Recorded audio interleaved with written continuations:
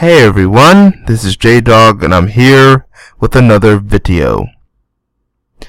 I am looking at basically this image of the Sundance. It's from the Sundance Film Festival that was earlier this year. But it says, "Sorry to Bother You." "Sorry to Bother You" will be the movie I'm talking about. Let's just say this video is going to be my first review on movies. I like movies a lot. So yeah, before we get in the subject of the movie we're going to talk about, I want to say I like movies. I like going to the movies a lot. So I figure maybe I start doing my own reviews.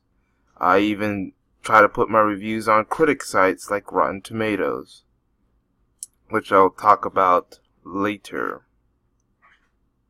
But right now, this will be my first movie review. This movie review will be on Sorry to Bother You.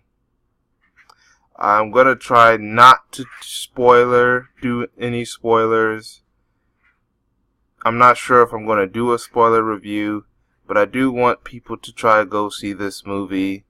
Or even whether I like a film or don't like a film, if y'all plan on seeing a film, I don't want to spoil it. Maybe y'all can check out this film for yourselves as well and see how you feel about this video. But this review is just my personal opinion on the movie. Most of my reviews will be based on my personal opinion. Even if I show you about stats from Rotten Tomatoes or something like that, most reviews will be basically just on my personal review.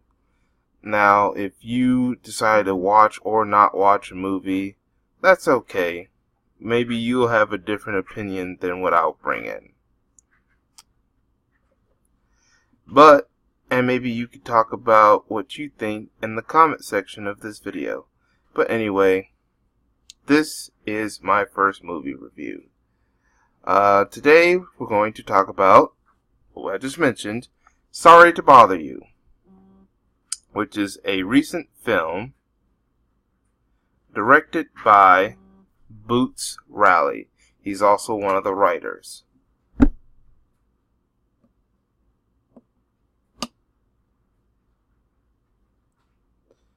And this is a Rotten Tomatoes score. And this right here is a list of some of the casts. This guy right here is the main star of the film.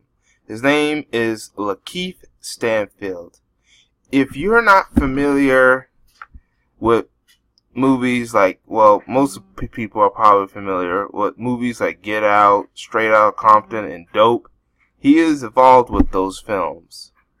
In fact, in Straight Outta Compton, I found out that the character that was playing Snoop Dogg was this man right here. He was in Dope. I think he was one of the bullies that was messing with the main character who was part of the Bloods or some kind of gang. In Get Out, he was the guy, one of the victims of the experimenting that was done to the black people that the all-white town had hostage in the movie Get Out. When it comes to television, he is known to be part of the television series Atlanta, which stars Donald Glover. So yeah, he's part of that television show that airs on the FX channel. His fellow cast stars are Tessa Thompson. You may know her from the girlfriend of Rocky's, of the Rocky spinoff, Creed. As you know, she will also be a part of the the sequel, Creed 2, which comes out this November. That's the movie that stars Michael B. Jordan. Of course, she also plays Valkyrie in the film Thor Ragnarok. Valkyrie is a known comic book character based in on the infamous Viking-like warriors called the Valkyries. There was a character called Valkyrie, which was inspired by Viking mythology of the Viking female warriors. However, that character was originally white in the comic books, but the Marvel Cinematic Universe decided to race bend that character and put Tessa Thompson as the Valkyrie character. But that's another movie. The film also stars these two men right here, Terry Crews and the legendary Danny Glover. You know, Lethal Weapon, The Color Purple, that Danny Glover. It stars the star of the show Power, Omar Hardwick, and one of the stars of the television comedy series on CBS, Superior Donuts. This guy right here, Jeremy Fowler. And it also stars a lot of these other people. Armie Hammer, he's known for both Birth of a Nation and The Lone Ranger, and several other movies as well. He's in the movie as well. But anyway, what the movie was about. Basically, it's about this character, right? Hold on. Basically, it's about this character right here. Lakeith's character goes by the name of Cassius Green, or Cassius. We'll just call him Cassius Green. See, he is a telemarketer. Oh well, he ends up working as a telemarketer, and at first his job, he was not doing so well at his new job because the reason why he even has the job is, well, because he needs money and stuff to provide. And then Danny Glover's character decides on a strategy that could help him out in his career, and that is called the infamous white voice. Basically, the movie talks about how some black people will try to even act white just to, or sound it just so they can try to get ahead and try to get like some big benefits, like get promotions and stuff. But it also talks about the consequences, and I'm trying not to spoil the movie as much, but it talks about the consequences of actions, or what happens when you sell out and stuff like that. And basically, he ends up doing such that, and it causes a lot of problems. The reason why he wanted to do that, because he wanted to help his uncle out, which is played by Terry Crews, as well as provide to his girlfriend / fiance, which is portrayed by Tessa Thompson, who plays kind of like this free-spirited character. If I decide to do a spoiler review, basically, I might tell more, but I don't want to spoil the movie on this particular video, so I'll just call it a non-spoiler video. But anyway, basically, what I probably can tell you is, what I liked about the movie is when he's like does his telemarketing, it actually has him like go straight to the house of the people who he's calling, kind of like some kind of sci-fi fourth dimension stuff, where even though he's still at his office, you can imagine him. It's like the movie is trying to imagine him actually being at the people's place when he's calling them about sales and stuff like that. And then, of course, he uses the white voice to basically, because it's the safer voice. They don't want the employees to act all black and stuff like that, or sound like themselves, because they believe that white, if you sound or look white, even if you're not white, you have a better chance of getting ahead.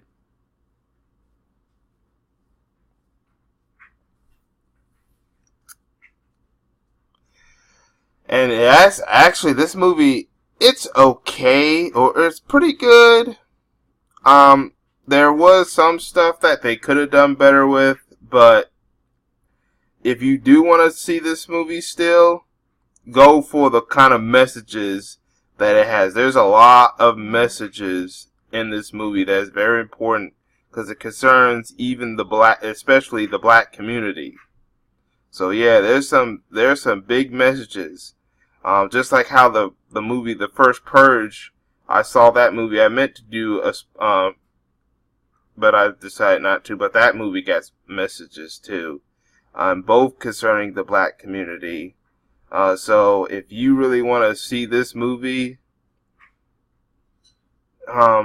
if there's a real reason why to see this movie, it will be for some of the messages that that you may want to basically pick up, because yeah, like I said, some of these movies I go to has some. I've started to look more into the movies, not just for the entertainment, but thanks to watching maybe YouTube people like Tariq Nasheed and Phil and Terrain, Lisa, Nicole, The Radical Home Goddess, and even Superboy, I've started to look at that some of these movies, even if they're meant for entertainment, has a lot of messages, subliminal messages, dog whistles and stuff like that.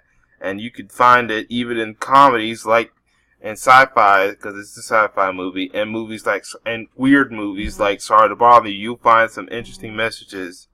So I want you to at least go see this movie, at least for the messages. Alright. And if you like this movie and want to do more to support the movie, other than just going to see the movie and giving it money, also make sure to put your reviews on critic sites like Metacritic, IMDb, and this website, Rotten Tomatoes. As you see, my account is up, and I put down my review. Here's my review. I thought the movie was okay. I wish the last act was a little bit better, but that's just my opinion. You might think of it. And what do you mean? When I mean by the last act, you really need to go see the movie and check out the last act and see what I'm talking about. You might think differently than what I think. Right now, a lot of critics gave it a certified fresh, which is 95 because it's above 75. I did talk about this in some of my earlier videos when I talk about the critic site strategy and about using Rotten Tomatoes and about the score levels of different movies, how different movie reviews, and remember, these scores is not by the people who run the website.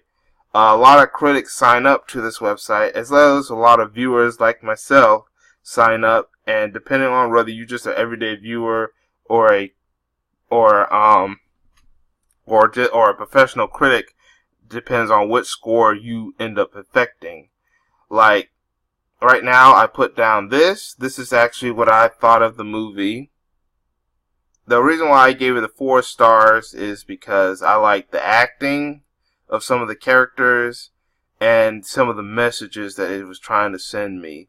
I didn't give it a full 5 stars because there was some issues that I didn't like about the movie, including stuff that was in a little bit of the last act, or at least the plot that's in the last act, which maybe I'll talk about if I decide to do a spoiler movie review. And then also, I'm not sure if it will affect this score because it's going to be tallied to this approval rating.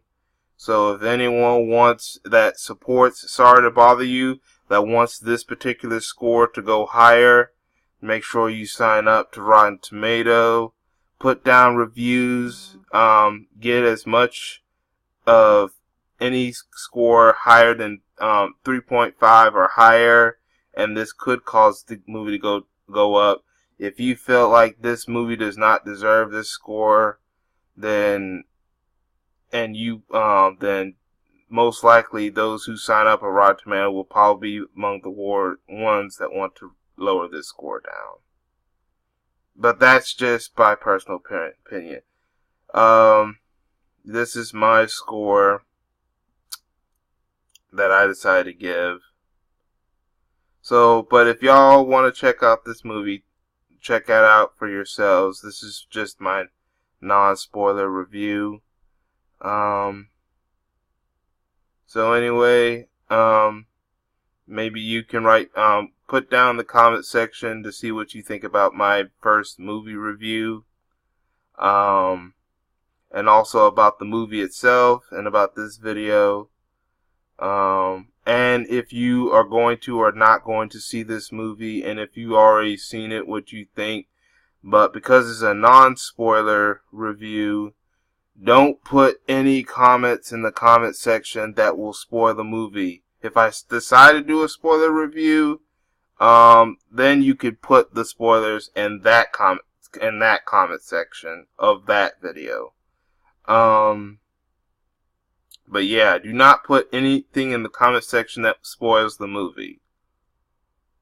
Yeah, this is a non-spoiler review. Make sure you subscribe, hit the like button. Make sure you share this video with your friends, family members, especially if you're other YouTubers that may want to do a video on this video or this movie. Or so that we can get more subscribers. And I admit I do kind of want videos shared so I can get more subscribers, because YouTube is kind of whatever. That's something off topic, but yeah, make sure you subscribe. Make sure you hit the notification bell so you know when I'll do an upcoming video or live stream. And that's all I gotta say. Thank you for your time, and hopefully I catch y'all in the next video.